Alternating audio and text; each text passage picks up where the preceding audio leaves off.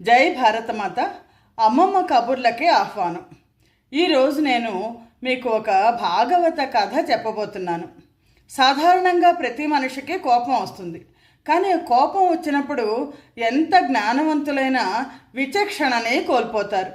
ఈ కథ మనకి భాగవతంలో కనిపిస్తుంది. శ్రీ శ్రీ శ్రీ పరమహంస పరివ్రాజకాచార్య శ్రీ కుర్తాళం పీఠాధిపతి ఆయన బృందావన భాగవతం అని రాశారు. అందులోంచి ఈ కథని నేను చదివి మీకు చెప్తున్నాను. ఒక వేదశిరుడు అనే బ్రాహ్మణుడు ఉన్నాడు. ఈ వేదశిరుడు భృగు వంశానికి చెందినవాడు. చాలా గొప్ప తపశ్శాలి. ఆయన చాలా గొప్ప తపస్సు చేసుకునేవాడు. ఆయన తనకి ఆశ్రమాన్ని నిర్మించుకోవడానికి వింధ్య పర్వతాల దగ్గరికి వెళ్ళి అక్కడ చాలా మంచి ఆశ్రమాన్ని నిర్మించుకున్నారు. ఈ వేదశిరుడు అక్కడ చక్కగా ఆశ్రమంలో ఉంటూ తపస్సు చేసుకుంటూ ఉండేవాళ్ళు. మధ్య మధ్యలో వాళ్ళు ఎప్పుడైనా అవసరమైతే బయటికి వెళ్తారు, మళ్ళీ వస్తుంటారు. ఈయన గొప్ప ముని. అయితే కొన్నాళ్ల పాటు ఆయన ఒకసారి బయటికి వెళ్ళడం కనిపించింది. బయటికి వెళ్ళినప్పుడు అక్కడికి ఇలాగే వేదశిరుడు లాగానే ఇంకొక బ్రాహ్మణుడు తపస్సు చేసుకోవడం కోసం స్థలం వెతుక్కుంటూ వస్తున్నాడు. ఎక్కడ ఉన్నా సరే మామూలుగా భగవద్గీతలో మనకి చెప్తారు, మునులైన వాళ్ళు జనాల నుంచి దూరంగా ఉందామని అనుకుంటారు. అలాగా జనాల నుంచి దూరంగా ఉన్న ప్రదేశం ఏముంది అని వెతుక్కుంటూ వస్తున్న అశ్వశిరుడు అనే మరొక ముని, అతను కూడా బ్రాహ్మణుడే. అతను ఇక్కడికి వచ్చేసరికి వింధ్య పర్వతాల దగ్గర ఈ వేదశిరుడు ఆశ్రమం దగ్గరకు వచ్చేసరికి ఈ ఆశ్రమ వాతావరణం ఇది చాలా బాగుంది. దాంతో అశ్వశిరుడు ఏంటంటే తాను ఇక్కడ నివాసం ఉండొచ్చు నేను అని అనుకుని అక్కడ ఉండి తపస్సు చేసుకోవడం మొదలెట్టాడు. తీరా చేస్తే వేదశిరుడు కొన్నాళ్ళు బయటికి వెళ్ళాడు, మళ్ళీ వెనక్కి వచ్చాడు. వెనక్కి వచ్చాక వేదశిరుడు అన్నాడు, ఇదేంటి, ఇది నా ఆశ్రమం, నువ్వున్నావేంటి ఇక్కడ అని అంటే, నేను కూడా తపస్సు చేసుకుందాం అనుకుంటున్నాను, ఈ ప్రదేశం చాలా బాగుంది, నేను ఇక్కడ ఉందాం అనుకుంటున్నాను అంటే, వేదశిరుడు నువ్వు ఇక్కడ ఉండడానికి వీల్లేదు, ఇది నా ఆశ్రమం, ఇది నేను నిర్మించుకున్న ఆశ్రమం. అంటే నీ ఆశ్రమం ఏంటి, సరస్సులు, కొండలు, వనాలు, భూమి, ఇది పరమాత్మది, ఎవరు ఎక్కడైనా ఉండొచ్చు, నువ్వెవరు నన్ను ఇక్కడ ఉండవద్దనడానికి అంటే. వేదశిరుడు అన్నాడు, మొదటి నుంచే నేను ఇక్కడ ఉన్నాను, నువ్వు ఇక్కడ ఉండడానికి వీల్లేదు. ఇద్దరికి మాట వచ్చింది. ఆ మాట వచ్చినప్పుడు కోపాన్ని తట్టుకోలేకపోయి ఎక్కడ పడితే అక్కడ వచ్చి ఏది పడితే అది తిందామని నువ్వు అనుకుంటున్నావు. వేదశిరుడు ఏమనంటే శపించాడు అశ్వశిరుడిని. ఏమని, నువ్వు ఆగమ కాకి వైపోకాక, ఆగమ కాకి అంటే అటెళ్ళి ఇటెళ్ళి ఎక్కడ పడితే అక్కడ ఉండే ఆ కాకి, ఆగమ కాకి వైపోగాక అని చెప్పేసి శపించేసరికి ఈ అశ్వశిరుడికి కోపం వచ్చి, నువ్వేదో పాములాగా బుసలు కొడుతున్నావు, నువ్వు సర్పానం అయిపోగాక అని శపించాడు. ఇద్దరు బ్రాహ్మణులు, ఇద్దరు చాలా తపస్సంపత్తి కలిగిన వాళ్ళు.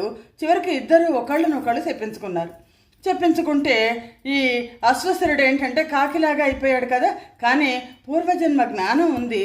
దాంతో అతను ఏం చేశాడంటే కాకులలో రామభక్తుడు అయిపోయి ఆయన హిమాలయాలకు వెళ్ళిపోయి అక్కడ రామభక్తుడిగా రామ కథలు చెప్పుకుంటూ కాకబుసుండి అనే తరించాడు అతను. ఆఖరికి గరుత్మంతుడికి కూడా రామావతారంలో రాముడు నారాయణుడేనా అని అనుమానం వస్తుంది. ఎందుకంటే నాగబంధాన్ని నుంచి రాముడిని తొలగించుకోలేనప్పుడు గరుత్మంతుడు వచ్చి ఒక్కసారి రాగానే నాగబంధాలు తొలగిపోతాయి. నేను నాగబంధాన్ని తొలగించాను, ఈ రాముడు నిజంగా నా యజమాని అయిన విష్ణుమూర్తి అని అనుమానం వస్తే బ్రహ్మదేవుడిని అడిగితే బ్రహ్మదేవుడు అన్నాడు, కాకుపుసుండి దగ్గరికి వెళ్ళు, కాకుపుసుండి నీకు అసలు రామావతార విశిష్టత చెప్తారు అని. అలాగా కాకపుసుండిగా అశ్వశిరుడు ఆయన తరించాడు, రామభక్తుడే. మరి ఈ వేదశిరుడు ఏంటి, సర్పం కదా, సర్పంగా జన్మించడానికి ఆయన నాగమాత కద్రువ కడుపున సర్పంగా జన్మించాడు. ఆయన్నే కాళీయుడు అన్నారు. కాళీయుడికి చాలా అహంకారం ఉండేది, చాలా బలిష్టమైన కాళీయుడు, చాలా అహంకారం ఉండేది. రమణక ద్వీపం అని అక్కడ మొత్తం ఈ కద్రువ పిల్లలందరూ ఉంటుండేవాడు. అక్కడికి ప్రతిసారి గరుత్మంతుడు వచ్చి పాముల్ని ఎప్పుడు పడితే అప్పుడు పాముల్ని తీసుకెళ్ళిపోతుంటే ఈ నాగులందరూ వెళ్ళిపోయి గరుత్మంతుడితో ఒక విన్నపం పెట్టుకున్నారు. ఏంటంటే, ప్రతిరోజు నీకు కావాల్సిన ఆహారం మేము ఇస్తాము, ఒక పామును పంపిస్తాము, నువ్వు అలా తిను, ఎప్పుడు పడితే అప్పుడు రాకు అని అంటే, సరే అని గరుత్మంతుడు వదిలేస్తే అలా ఒక్కొక్క రోజుకు ఒక పామును చొప్పున వాళ్ళు ఇస్తున్నారు. మనకు మామూలుగా భాగవతంలో బకాసుడికి ఇచ్చినట్టు. ఒకరోజు కాళీయుడి వంతు వచ్చింది. కాళీయుడు వంత వస్తే కాళీయుడు నాకు ఇంత బలం ఉంది, నేను గరుత్మంతుడికి ఆహారంగా వెళ్ళడం ఏంటి, నేను వెళ్ళను అని గరుత్మంతుడి కోసం సిద్ధం చేసిన ఆహారాన్ని అంతా తినేశాడు. ముందు తను తినేసి నేను గరుత్మంతుడితో యుద్ధం చేస్తానన్నాడు. యుద్ధం చేస్తానంటే నాగులందరూ చెప్పారు, యుద్ధం చేస్తే గెలవలేవు, గరుత్మంతుడు విష్ణుమూర్తి అతను ఆ వాహనం అని. అయినా సరే కాళీయుడు అహంకారంతో యుద్ధం మొదలెట్టాడు. యుద్ధం చేస్తే గెలవగలరా? గరుత్మంతుడు ఈ కాళీయుడిని కొట్టేశాడు. కొట్టేసరికి కాళీయుడు పారిపోయి ఆదిశేషుడి దగ్గరికి వెళ్ళి దండం పెట్టాడు, ఈ గరుత్మంతుడి నుంచి నన్ను రక్షించు అని. అంటే ఆదిశేషుడు అన్నాడు, గరుత్మంతుడి నుంచి ఎవ్వరూ నిన్ను రక్షించలేరు, నీకు ఒక ప్రదేశం చూపిస్తాను, అక్కడికి గరుత్మంతుడు రాడు, అక్కడికి వెళ్ళి అక్కడ దాక్కో నువ్వు అని. ఆ ప్రదేశం ఏంటంటే యమునా నది ఒడ్డున ఒక చిన్న యమునా నది నీళ్లతోనే ఏర్పడ్డ ఒక సరస్సు ఉంది. ఆ సరస్సు ఒడ్డున శబరి అనే ఒక మహర్షి తపస్సు చేసుకుంటూ ఉండేవాడు. ప్రతిరోజు గరుత్మంతుడు వచ్చి ఆ సరస్సులో ఉన్న చేపలను ఎత్తుకెళ్ళిపోతుండేవాడు.